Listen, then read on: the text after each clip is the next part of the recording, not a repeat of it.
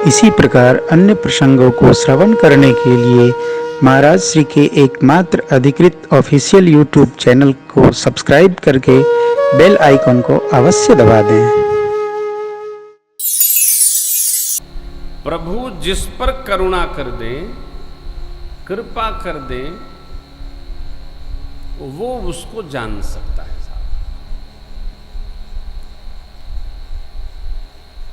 नहीं तो बड़ा मुश्किल है, बहुत कठिन है। भगवान ने प्रथम पंक्ति में स्वयं निर्णय दिया है, जो नर होय चराचर द्रोही। कोई भी मनुष्य सारे जगत से द्रोह करने वाला हो, मेरे शरण में भय पूर्वक आ जाए, आवे सभय शरण तकी मोहि। लेकिन शर्त है, भय सहित आवे। अंगद जी ने कैसे आना ये कहा है रावण को।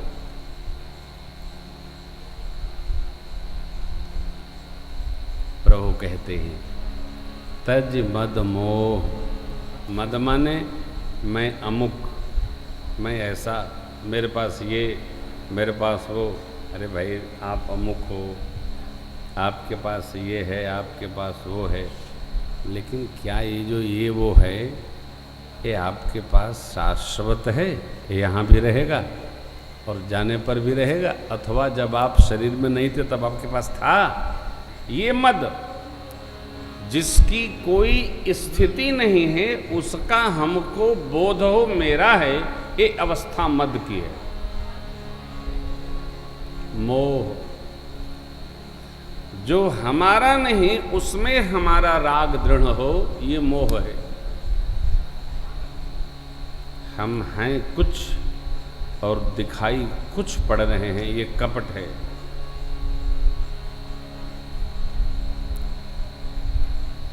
छल जो नहीं है वो बता के दूसरे को ठग रहे हैं, ये व्यवहार छल है। प्रभु कहते हैं, सभी विचार विकारों को विचार से एकदम दूर करते हुए। और आप किष्किंधा कांड का दर्शन करेंगे तो भक्तराज सुग्रीव कहते हैं, प्रभु यह गुण साधन ते नहीं होई, नाथ विषय हर लीनसी ज्ञाना।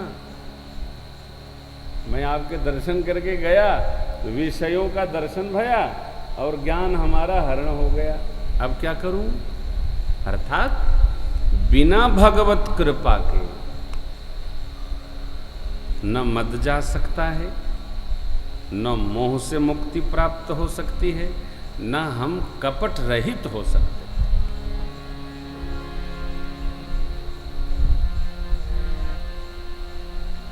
जैसे हम कहें कि हम बड़े अच्छे भक्त हैं, जो भक्त होगा वो कहेगा नहीं, लोग भी नहीं कहेंगे। क्यों? जो भक्त होगा वो भगवान में रहेगा कि वो सुनने के लिए कान खड़ा करके सुनेगा कि लोग हमको भगत कह रहे हैं कि नहीं कह रहे हैं। ये कहने के लिए हम लालायित हैं।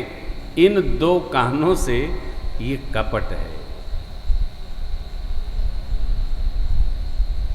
हम जो नहीं हैं वो भी बता रहे हैं, हम ऐसा करते हैं, हम वैसा करते हैं, आप कैसा करते हैं। ये छल है। इन दोनों बातों के उदाहरण हैं मारीच।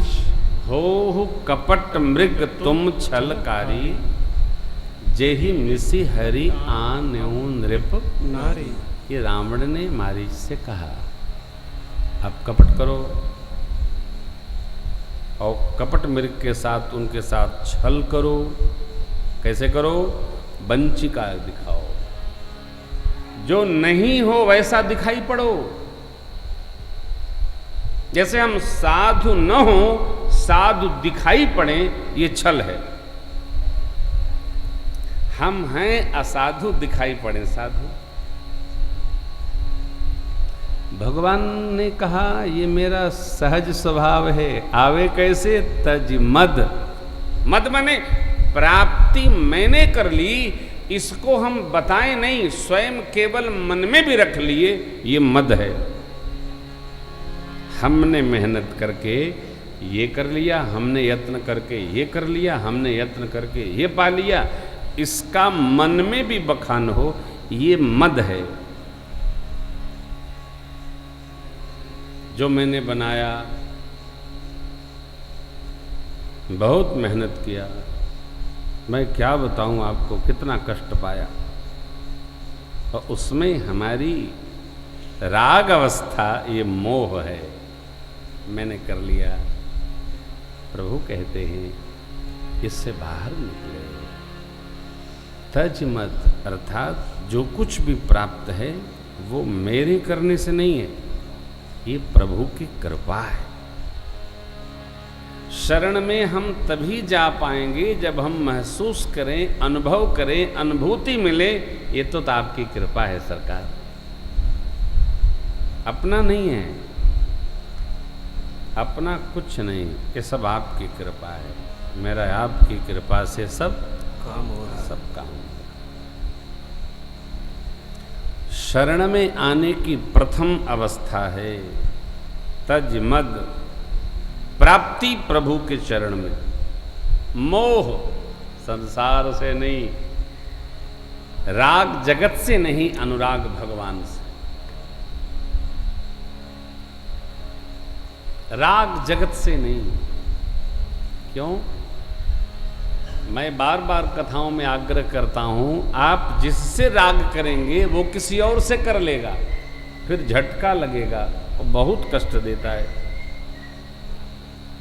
हमारा जिसमें राग है उसका किसी और में है।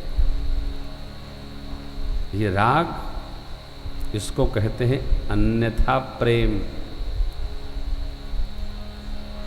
जगत के जीव का जीव से राग, सामग्री से राग, वस्तु से राग, ये मोह है। जो अपना नहीं उसको हम अपना मान बैठे, ये मोह है। और मोह दूर करने की दवा दोहा क्रमांक 61 में भगवान शिव ने माँ भगवती से कहा है, ये जो हम आप कर रहे हैं इसी से मोह हो जाएगा। बिनु सतसंगन हरि कथा, तेहि बिनु मोहन भाव। मोह गए बिनु राम पद, होई न दृढ़ अनुराग। बिना सत्संग के, बिना भगवत चर्चा के भगवान की कथा सुनने को मिलेगी नहीं। बिना सत्संग के कथा नहीं, और बिना कथा के मोह से मुक्ति नहीं। तेहि बिनु मोहन मोह गए बिनु राम पद, होई न अनुराग। जगत के प्रेम को जब तक हम त्याग कर भगवान में प्रेम नहीं करेंगे, तब तक भगवत चरणों में दृढ़ अनुराग दृढ़ नहीं होगा।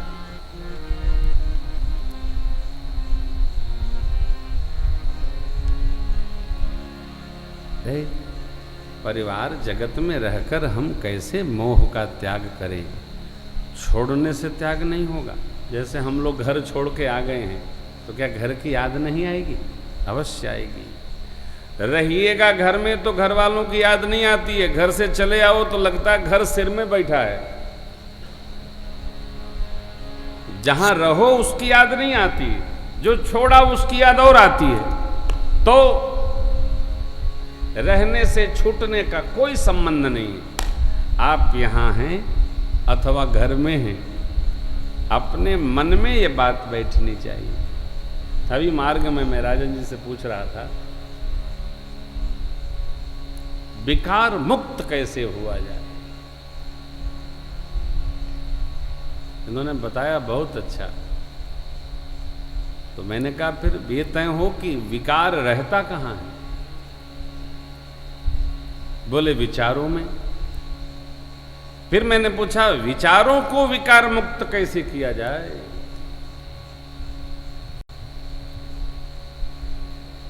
तब ये बोले कि सरकार विचारों को तो विकार मुक्त करना बड़ा कठिन है।